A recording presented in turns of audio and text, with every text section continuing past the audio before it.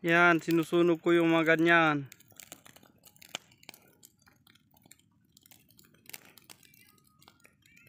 Oh.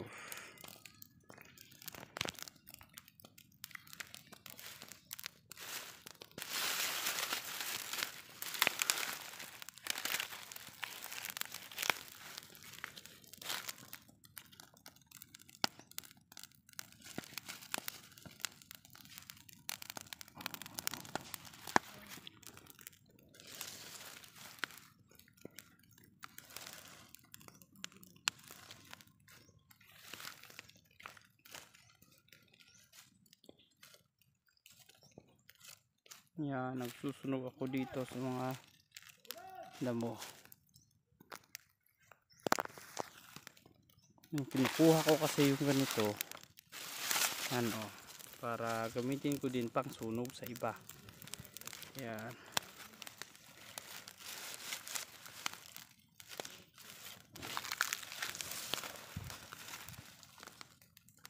Ano. Yan. So susunugin ko lahat to.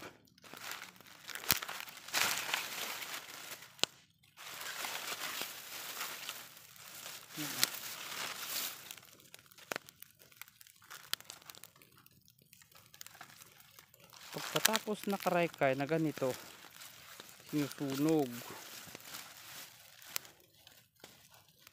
para maihanda tong lupa sa pagtatanim ng mais. Ano.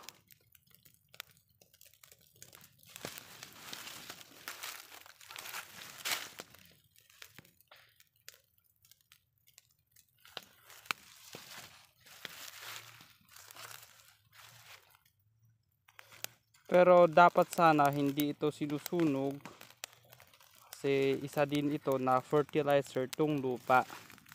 Kaso nga lang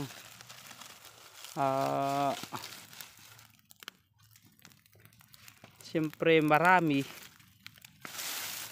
kaya yun dito ulit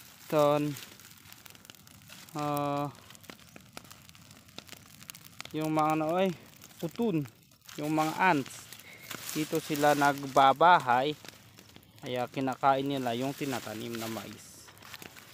Kaya siyempre sunugin para wala silang pag-anuhan yung mga pagbahayan na mga kutun, ant.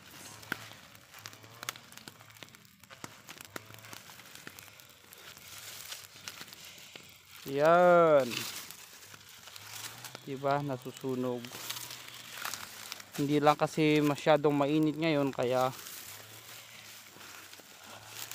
medyo dinikit-dikit ko lang.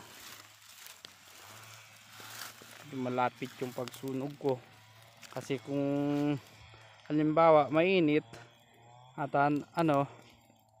kahit dyan lang, dun ko lang sinunog and then papunta na siya dito. Ayan o, susunugin ko ulit mamaya yun. Ang mga yan. Ayan o, diba, sunog.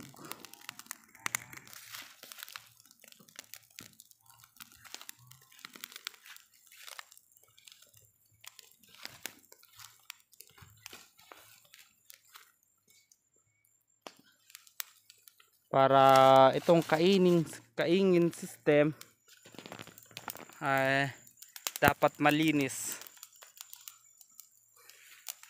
kasi sayang na rin yung mga bini na naitatanim dito pag madamo or maraming ganito. Kaya sinusunog ko. Lipat ko naman dun sa kabila. Yan.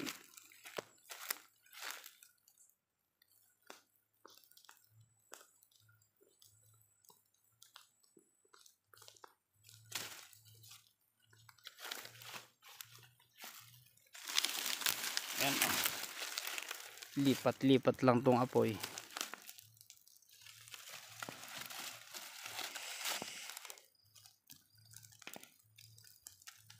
Yan, automatic hindi na siya masunog pag ganito.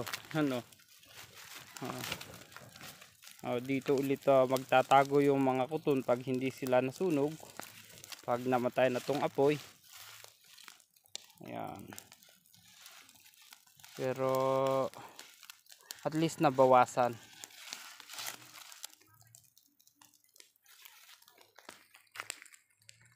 Ayun.